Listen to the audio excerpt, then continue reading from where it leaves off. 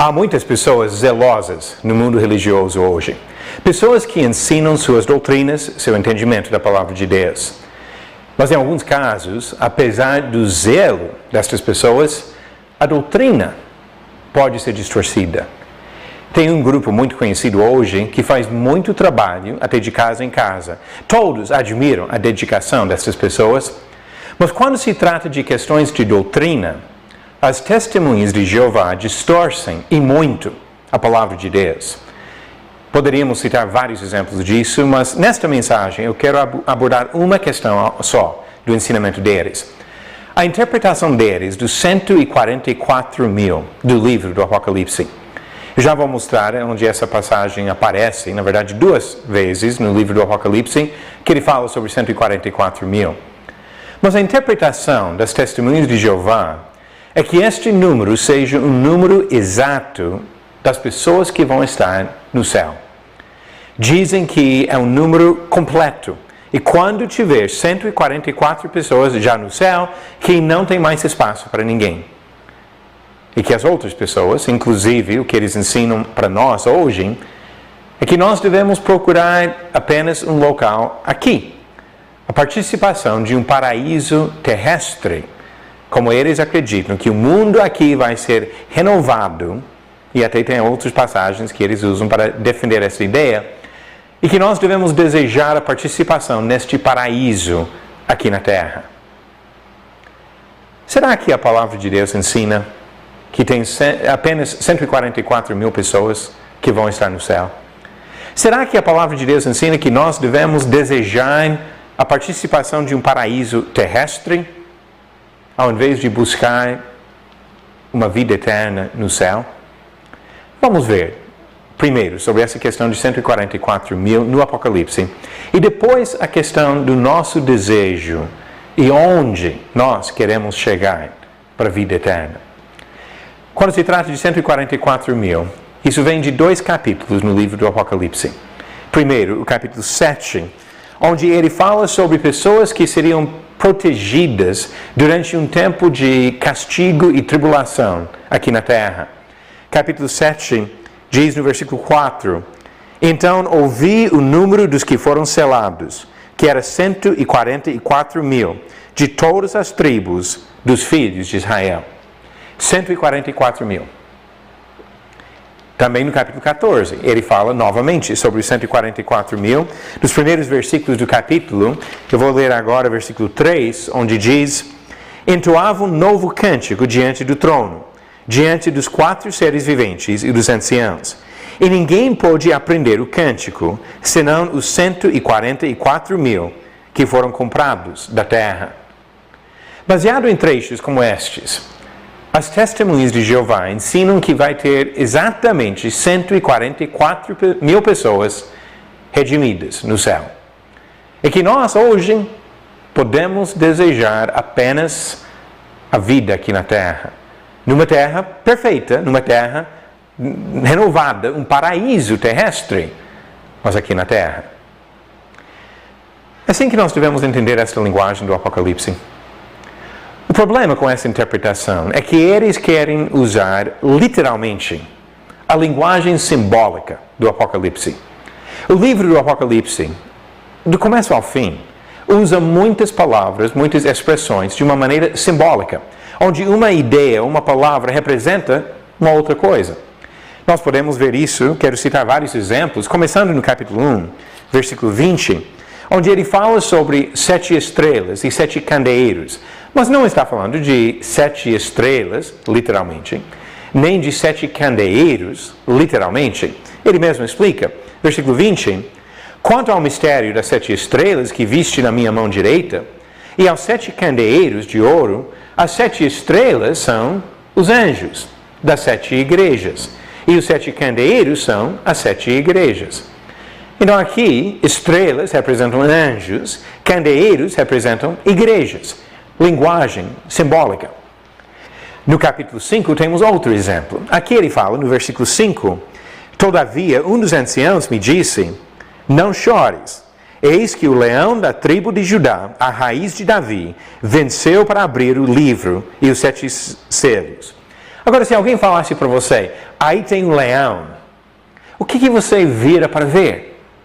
Um leão. Você imagina que vai aparecer um leão. Mas olha o que aconteceu quando João, o apóstolo aqui, virou para ver o leão. Diz no versículo 6, então vi no meio do trono e dos 4 seres viventes, e entre os anciãos, de pé, um cordeiro, como tendo sido morto. Falou de um leão, mas na verdade era um cordeiro. Ou era.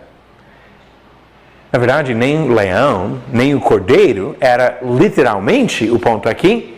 Tanto o leão, um animal feroz que castiga os seus inimigos, como o cordeiro, um animal manso que fica do lado do seu povo. Tanto o leão como o cordeiro representam simbolicamente Jesus Cristo. E se o livro do Apocalipse fala de Jesus Cristo em linguagem simbólica, não deve nos surpreender perceber que também fala sobre o diabo usando linguagem simbólica. Só um exemplo rápido disso. No capítulo 12, versículo 9, ele diz: e foi expulso o grande dragão, a antiga serpente. Então ele fala de dragão ou de serpente. Diz ainda que se chama Diabo e Satanás, o sedutor de todo o mundo. Ele não está falando literalmente de um dragão, nem literalmente de uma serpente, mas usa linguagem simbólica para falar sobre o diabo. No capítulo 17, mais um exemplo desta linguagem simbólica. Neste caso, ele fala de uma mulher, uma prostituta. Mas ele usa esta linguagem para identificar simbolicamente uma cidade má. Ele diz aqui no capítulo 17, versículo 5, na sua fronte achava-se escrito um nome, um mistério, Babilônia, a grande, a mãe das meretrizes e das abominações da terra. Aqui, a prostituta representa a cidade. E, na verdade, ele nem está falando literalmente sobre a cidade da Babilônia. Ele usa a Babilônia para representar ainda uma outra cidade. Linguagem simbólica, que representa uma outra coisa. No mesmo capítulo, ele usa também cabeças e chifres de um animal terrível, de 7 cabeças e 10 chifres. Mas não para falar literalmente de um animal com 7 cabeças, com 10 chifres. Ele diz, no versículo 9, que as cabeças representam 7 reis. E também diz, no versículo 12, que os 10 chifres também representam 10 reis. Não são literalmente cabeças, ou literalmente chifres, ou literalmente uma besta. É linguagem simbólica. E assim ele representa ideias por meio desta linguagem. Não somente em figuras assim, de imagens, de animais e coisas que Deus usa no livro do Apocalipse, mas também números são usados simbolicamente. Nisso observamos vários exemplos. Ao longo do livro, ele usa muito o número 7. Ele fala de 7 anjos, 7 espíritos, 7 igrejas, 7 selos, 7 trombetas e várias outras coisas. Qual que é o ponto do número 7? O número 7 representa algo que é completo, perfeito e especialmente algo que envolve ou pertence a Deus. As 7 igrejas representam o povo de Deus. 7 anjos, 7 espíritos, são números completos em relação às coisas de Deus. Mas não está falando literalmente e limitando o número exatamente a 7.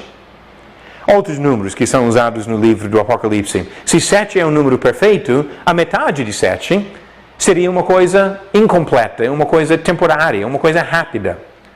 E assim, 3 anos e meio representa um tempo limitado de sofrimento. E tem outras maneiras de representar a mesma coisa. 42 meses são 3 anos e meio. No calendário hebraico, 1260 dias são 3 anos e meio. São maneiras de simbolicamente representar um período curto de sofrimento.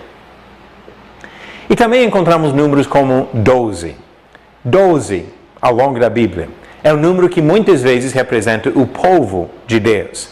12 tribos de Israel, 12 apóstolos no Novo Testamento. 10 também é um número que representa a ideia de algo completo. Inclusive, nós usamos esses números até hoje. 10 é a base do sistema métrico que nós usamos. 12 ainda é um número que representa algo completo. Nós até hoje usamos muitas vezes a ideia de uma dúzia de alguma coisa, uma coisa completa. E agora chegamos a entender melhor. 144 mil. Uma aula rápida de matemática agora. Para chegar nesse número 144 mil, nós precisamos multiplicar 12 vezes 12 vezes 10 vezes 10 vezes 10. 144 mil. E quando entendemos que são números que representam a ideia de algo completo, e especialmente 12 em referência ao povo de Deus, o que ele queria dizer quando ele falou de 144 mil? A totalidade do povo de Deus. Não é um número literal, ou exato, ou preciso, mas algo que representa na totalidade o povo de Deus. O povo protegido do castigo na terra, o povo cantando louvores a Deus diante do trono, o povo de Deus na sua totalidade. Mas para observar como seria totalmente errado interpretar esse número de uma maneira literal, vamos ver um pouquinho mais nesses dois trechos que eu citei no começo da mensagem, no capítulo 7 e no capítulo 14. Se fosse para pegar esse número e dizer que literalmente são 144 mil pessoas que vão entrar no céu, não teríamos que pegar os outros aspectos da descrição dessas pessoas?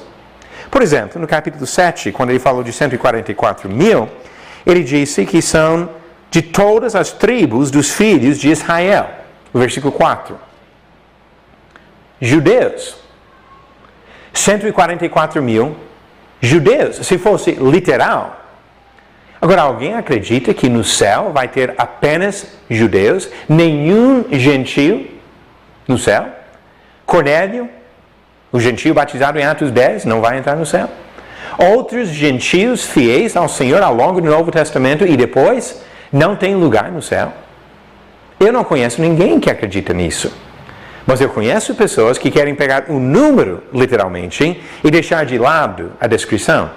Mas fica pior quando chegamos ao capítulo 14. Se vamos pegar literalmente esta descrição, olha o que mais tem aqui. Ele fala de 144 mil no versículo 3, e no versículo 4 diz: são estes os que não se macularam com mulheres, porque são castos. 144 mil homens virgens israelitas. Alguém acredita nisso? Alguém acredita que no céu vai ter somente judeus, homens que nunca se casaram, nunca tiveram relações sexuais? Nenhum homem casado, nem o apóstolo Pedro vai entrar no céu. Ele era um homem casado. Eu não conheço ninguém que trata literalmente de todos os aspectos desta descrição. E se nós não vamos tratar literalmente a questão de ser judeus, ou homens, ou virgens, temos direito de tratar literalmente o número 144 mil? Não é uma palavra que deve ser traduzida ou interpretada literalmente. É uma palavra, uma descrição que representa uma ideia. O povo de Deus. Não somente judeus, não somente homens e não somente virgens. No céu vai ter judeus e gentios. Homens solteiros, virgens e homens casados aqui nesta vida. Homens e mulheres. Entre os remidos, salvos pelo sangue do Cordeiro. Mas eu quero agora sair do livro do Apocalipse e mostrar mais uma coisa importante sobre esta questão de desejar um lugar na vida eterna, no céu. Vamos agora para o livro de Hebreus. O livro de Hebreus já resolve essa questão. E quando alguém chega na sua casa dizendo que você deve desejar a participação de um paraíso terrestre, fale para esta pessoa: não, obrigado. Eu não quero ficar aqui na terra para sempre. Eu quero fazer o que Deus mandou. Deus mandou que você se esforce para participar da vida eterna no céu. Deixa-me mostrar. Hebreus capítulo 4. Ele diz aqui no versículo 9: portanto, resta um repouso para o povo de Deus. Porque aquele que entrou no descanso de Deus, também ele mesmo descansou de suas obras, como Deus das suas. Ele se refere aqui a Jesus Cristo. E diz agora no versículo 11: esforcemo-nos, pois, por entrar naquele descanso, a fim de que ninguém caia segundo o mesmo exemplo de desobediência. Jesus completou a sua obra de redenção e entrou no descanso. E agora diz que nós devemos nos esforçar para entrar no mesmo descanso. Agora só falta mostrar qual descanso. Onde é que Jesus foi? Depois de completar a sua obra da redenção.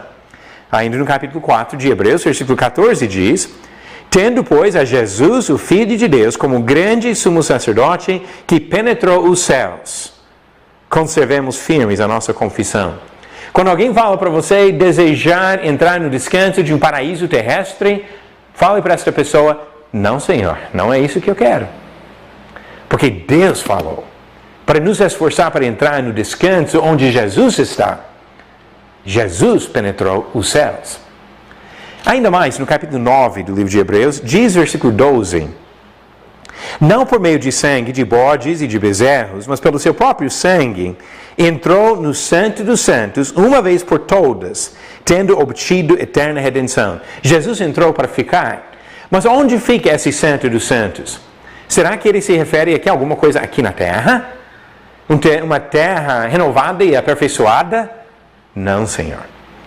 Capítulo 9.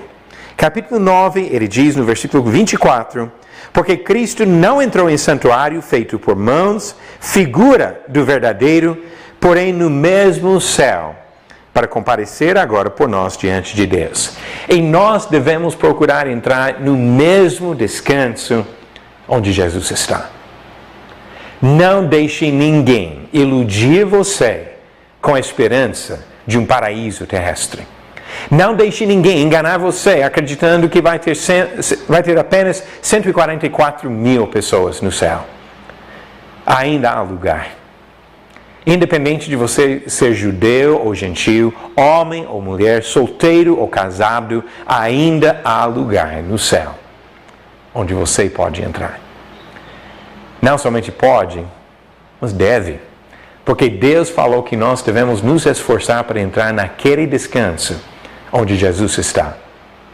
Não deixe ninguém tirar os seus olhos deste alvo da vida eterna, na presença de Jesus Cristo no céu.